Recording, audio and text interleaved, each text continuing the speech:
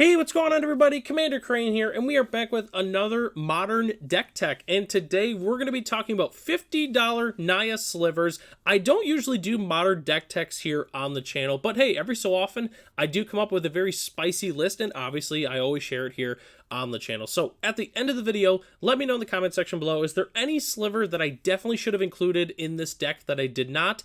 As well as if you have any suggestions for upcoming videos, feel free to let me know in the comment section below, and I will definitely consider it in an upcoming video. So, all right, slivers. Slivers have been around, obviously, in Magic for quite some time now, and, you know, slivers actually in Modern used to be pretty decent. I want to say around, like, the 2015, 16, 17 era. It was never a tier 1 deck, but, you know, it was always pretty solid. Obviously, now slivers have kind of came a long way.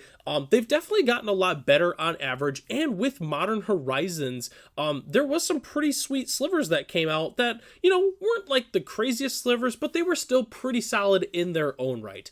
And, you know, the other day I was thinking I should try to build a budget sliver deck, just because there's so many good slivers that have come out, and a lot of the slivers that used to be like in the $5 to $10 range have been reprinted, and I think we definitely came up with a pretty sweet list. So let's go and hop into it here. So our one drops, we're playing 4 striking sliver and 4 sidewinder sliver. So striking sliver is obviously great, just giving him first strike. Sidewinder is pretty cool because it gives him flanking, which for those who don't know what flanking is, it's whenever a creature without flanking blocks a sliver, the blocking creature gets -1/-1 until end of turn, which is just weird in its own right. But anyways, it also does stack, from my understanding, with flanking too, though. So if you have multiple instances of flanking with multiple sidewinder slivers, it does count for that as well. I just had to include that. So, but those are our spicy one drops that we're playing.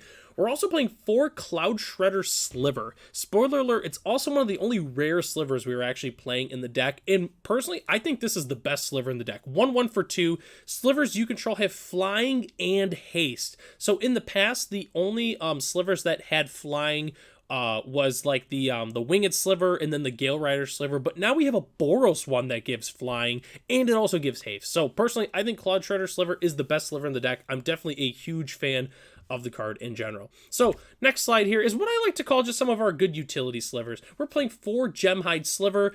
It's just great. All slivers have tap, add 1 mana of any color to your mana pool. You can also play Mana Weft Sliver if you do happen to have those laying around, but Gemhide is actually cheaper now because it did get reprinted in Time Spiral Remastered, but you can play really either one. It doesn't really matter. Then we're also playing 4 Blur Sliver. 2/2 for 3, it gives our slivers haste. Yes, I know we're also playing the Cloud Shredder Sliver, but we still want to be playing Blur Sliver as well, just because giving our slivers haste is absolutely huge in this deck. That means every sliver that we play after that, we immediately play it and turn it sideways. So that's why we're also playing the 4 Blur Slivers.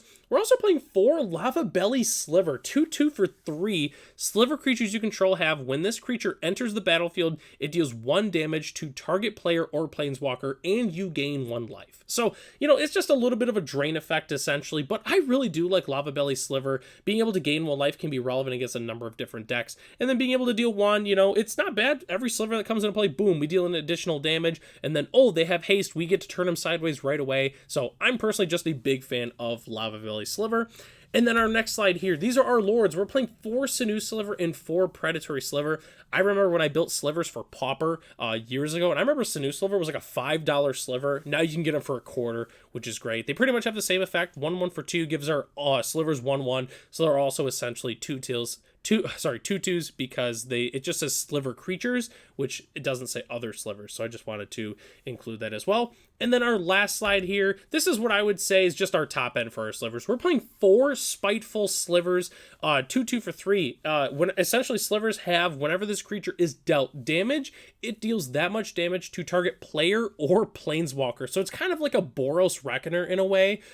You know, we attack with all of our slivers, we deal like 8-10 combat damage, and then all of a sudden, boom, we just deal a whole bunch more damage with the Spiteful Slivers. This card is definitely fantastic. If our opponent, you know, burns them out with Unholy Heat, or if they, like, you know, block and then they ping it with like a Bowmaster, they at least take some more damage, which can be pretty sweet. And, you know, ultimately it can kind of put our opponent in a situation where if I don't block, I die, and then if I block, I die, which is honestly pretty cool. So definitely a big fan of Spiteful Sliver.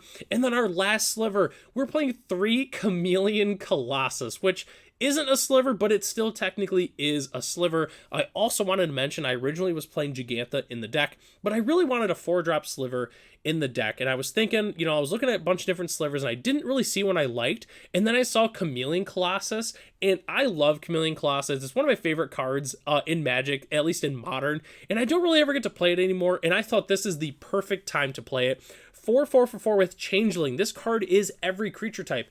And then it has protection from black, which can be very, very relevant against a number of different decks in the format, especially like mono black coffers, really any of the mono black decks that are seeing a lot of play right now. It's also okay against Scam.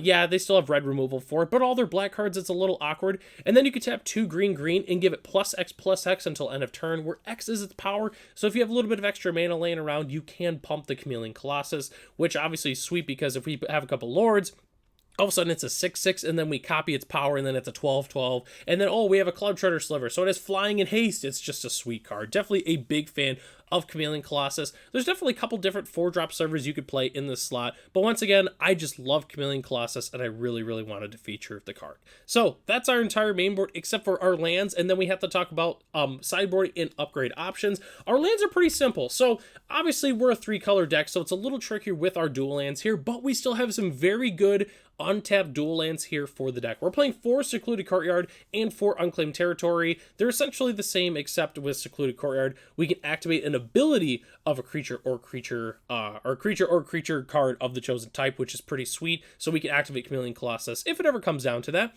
We're also playing 4 Ancient Ziggurat. It's actually the most expensive card in the deck because it hasn't been reprinted in a while, but it's still really good. Tap, add 1 mana of any color to your mana pool. Spend this mana only to play creature spells, which obviously we're just playing creature spells in the entire main board, so it doesn't even matter.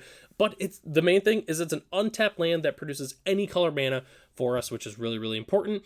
And then our last slide here for our lands, we're playing 4 Jungle Shrine. It's a little weird playing Jungle Shrine, and I really was trying to figure out what land I wanted to play in this slot, but ultimately I just figured Jungle Shrine. It makes any color mana that we need. Yes, it does come into play tap, but guess what? After that, it can tap for any color mana, which is very relevant for us.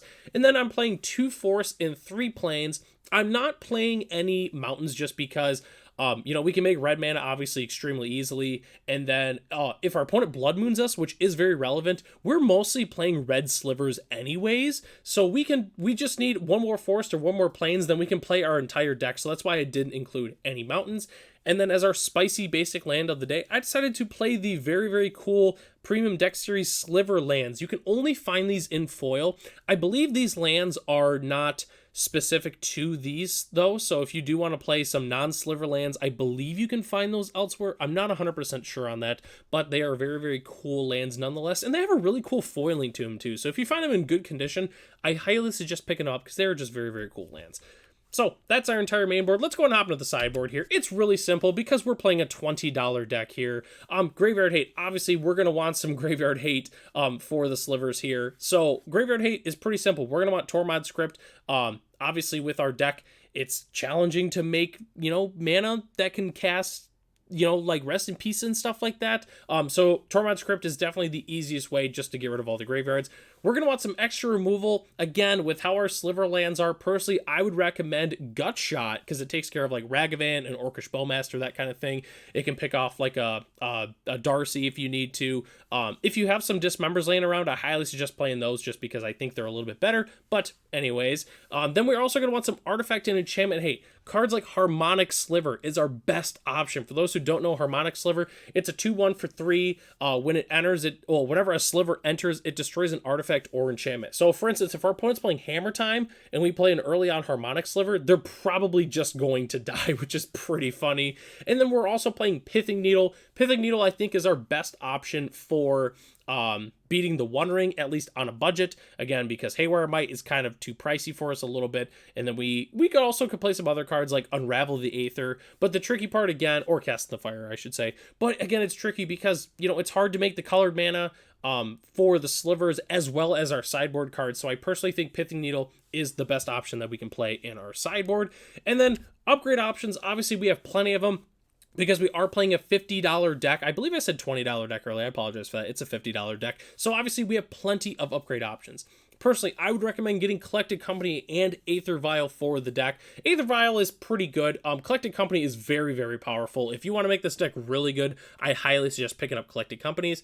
You could also get some Sliver Hives and Cavern of Souls for the deck, and then as well as some fetches and shocklands, because again, if you play fetches and shocklands, it's going to be really, really easy for you to be able to, play 3-color or even 4 and 5-color, and you can cast all your sideboard cards, which can be very, very relevant. And then the last thing there, don't be afraid if you want to make it 4 or 5-color. Once you start upgrading it, you get your caverns, which are in standard, you get your Sliver Hives, you get maybe a couple shocks, a couple fetches, then you can start splashing if you want to play the Vindicate Sliver, or if you want to play Gale Rider, for instance, you want to splash blue for like the blue-white changeling. That's really good. You've honestly got quite a few good options for slivers. It really just depends on what you want to do. And I figured Naya Slivers was our best option for a sweet budget deck that we're still able to do pretty well with overall. So, all right, well, that takes us to the end of the video. Let me know in the comment section below if you end up building this list. Once again, I personally built this list, so don't be surprised if you do see this on an upcoming paper video here featured on the channel. It'll be pretty sweet. Just keep an eye out